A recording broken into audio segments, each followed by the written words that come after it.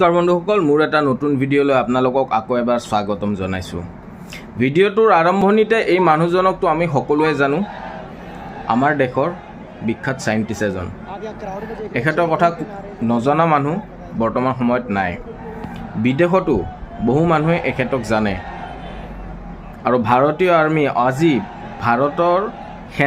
ভাৰতীয় সেনা আজিও এই মানুহজনৰ ঋণী হৈ আছে। কিন্তু আজি এই মানুহজনক দেখা পোৱাৰ পাছত আপোনালোক কেনেকুৱা অনুভৱ হৈছে? তেখেতে অসুস্থ নেকি? তেখেতে নিজৰ কাৰণে কিবা কৰি আছে নেকি? নহয়, তেখেতে আমাৰ দৰে শিক্ষিত নিবনুৱা বা সকলো বা আহি থকা প্ৰজন্মৰ সুৰক্ষাৰ বাবে অন্বেষণ কৰি আছে। আজি তেখেতৰ চাগে 18-16 দিন তাৰ কাৰণে মাত মাতি আছে। নিজৰ কাৰণে, টকা কামাবৰ কাৰণে নে কিহৰ কাৰণে তেখেতে এই অন্বেষণ কৰি আছে? নীটৰ এক্সামৰ পেপাৰ লিক হৈছিলে। ভাৰতৰ আজিও বহু ঠাইত পেপাৰ লিক হৈ থাকে। ক'বাত নহয় ক'বাত মানুহে ভয়ত সেই আৱাজ নুঠায়, কিন্তু আজি উঠাইছে। আৰু তাৰ বাবে এই মানুহজনে যাতে আমাৰ দেশত এনেকুৱা ধৰণৰ শিক্ষা ব্যৱস্থাৰ লগত লৰা ধেমালি যাতে নহয়, তাৰ বাবে এই অন্বেষণটো কৰা হৈছে। কিন্তু আজিৰ সময়ত ইয়াৰ ৰিজাল্টটো আপোনালোকে কি দেখা পাইছে? আজি আমি মানুহে সঁচা কথাটো ক'বতো ভয় খাওঁৱে, কিন্তু শুনিবৰ কাৰণেও ভয় খোৱা হৈ আহিছে আজিৰ সময়ৰ মানুহবিলাকে। এই মানুহজন এজন চাইণ্টিষ্ট হয়, কোনো সাধাৰণ মানুহ নহয়। চাইণ্টিষ্ট হয়, দেশৰ কাৰণে বহুত ভাল ভাল কাম কৰিছে। কম আহি থকা সময়ত এই মানুহজনৰ ওপৰত মই আৰু কথা ক'ম। আজি দিল্লী যন্তৰ মন্তৰত অন্বেষণ কৰি আছে। কিহৰ কাৰণে কৰি আছে? যাতে আমাৰ শিক্ষা ব্যৱস্থাটোত বা আহি থকা প্ৰজন্মৰ ভৱিষ্যত যাতে ভাল হয়, মন যাতে ভাঙি নপৰে, তাৰ বাবে অন্বেষণ কৰি আছে। কিমান মানুহে জানো আমি এখেতৰ কথা, যে তেখেতে যন্তৰ মন্তৰত অন্বেষণ কৰি আছে। তেখেতক লগ ধৰাৰ উদ্দেশ্যে বহুত ভাল ভাল মানুহ অহা দেখা গৈছে। তাৰে ভিতৰতে আজাদ সমাজ পাৰ্টিৰ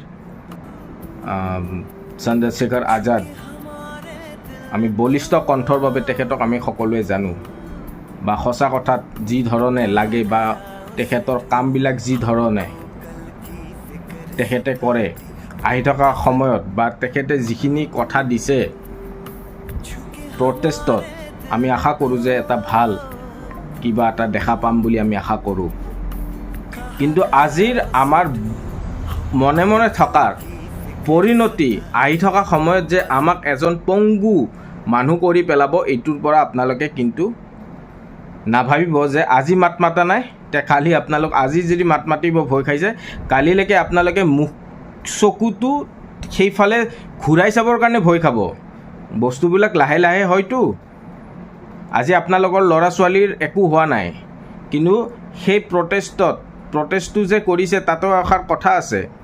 পৰীক্ষাৰ এক্সাম যেতিয়া পেপাৰ লিক হৈছে, তাৰপিছত বহুত তাতে এক্সাম দিয়া ল'ৰা ছোৱালীয়ে ছুইচাইড কৰিছে। কাৰ গাফিলতি? আজি আমি তাৰে মন্ত্ৰী বিধায়কৰ কোনো এজন মানুহে তাতে মিনিষ্টাৰে যাই ক'ব এতিয়ালৈকে সাহস কৰা নাই যে এতিয়াৰ পৰা কোনো ধৰণৰ পেপাৰ লিক নহয়, আপোনালোকক আমি বিশ্বাস দিলোঁ। এই কথাষাৰ ক'বৰ কাৰণে সাহস হোৱা নাই। মানে কি, পেপাৰবিলাক কি জানি বুজি লিক কৰা হয় নেকি? আজি যে মই ফোন কেমেৰা আৰু স্পীকাৰক হেক কৰি কেনে মানুহক যে মাৰা বুলি যিটো মই আজিৰ সময়ত মই আৱাজ উঠাই আছোঁ, মোবাইলক হেক কৰি কেনে, আপোনালোকে নাভাবিব যে মোবাইলটো আপোনাৰ কাৰণে একেবাৰে সুৰক্ষিত। মোবাইলটো হেক কৰি আপোনাৰ সম্পূৰ্ণৰূপে বেংকৰ ডিটেইলছৰ পৰা আপোনাৰ পাৰ্চনেল ডিটেইলছ, আপোনাৰ লগ বন্ধুৰ লগত যদি আপোনাৰ সম্পৰ্ক বেয়া কৰাব লাগে আৰু অন্য মানুহৰ লগত যদি সম্পৰ্ক বেয়া কৰাব লাগে, মেণ্টেলি টৰ্চাৰ কৰি যদি আপোনাক ছুইচাইডলৈকে লৈ যাব লাগে, তেনেহ'লে ফোন হেকিঙৰটোৱে সকলোতকৈ বেটাৰ অপশ্যন হৈ পৰিছে আজিৰ সময়ত। সেইকাৰণে কৈছোঁ, ভাৰতৰ টেকন'লজি আজিৰ সময়ত ভাল মানুহৰ হাতত নাই। মই এই আৱাজটো উঠাই আছোঁ আৰু উঠাই থাকিম। কিন্তু তাৰে মাজতে মই এষাৰ কথা কওঁ, মই চিন্তিত যে এই প্ৰটেষ্টবিলাক যে চলি আছে তাৰে যিবিলাক মুৰব্বী সিহঁতৰো কি ফোনবিলাক হেক কৰি কেনে সিহঁতৰ প্লেনিংবিলাক আগতীয়াকৈ জানাৰ কাৰণে চেষ্টা কৰি আছে নেকি? সেইবাবে আজিকালি সকলো বস্তুতে মানুহে চিন্তা নকৰাকৈ বহি থাকে, হয় নেকি? আহি থকা সময়ত এই বস্তুটো লিক হ'ব লাগিব। ধন্যবাদ। আৰু এষাৰ কথা মই আপোনালোকক ক'লোঁ যে আজি যদি এই মানুহজনক আপোনালোকে যদি ছাপোৰ্ট কৰিব নাজানে, কালি আপোনালোকৰ ল'ৰা ছোৱালীও টাৰ্গেটত আহিব। আপোনালোকৰ ল'ৰা ছোৱালীও পঢ়ি শুনি এক্সাম দিব যাব, এক্সাম দিয়াৰ পাছত শুনা পাব যে পেপাৰ লিক হৈছে, এক্সাম কেঞ্চেল হৈছে নেক্সটত।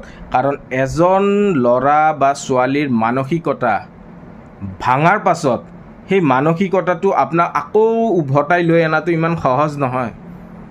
মনত ৰাখিব, আজি যিকেইজন ছাত্ৰ ছাত্ৰীয়ে ছুইচাইড কৰিছে এই পেপাৰ লিক হোৱাৰ কাৰণে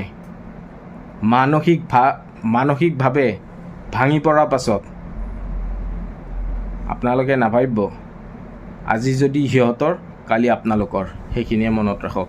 ধন্যবাদ। জয় অসম।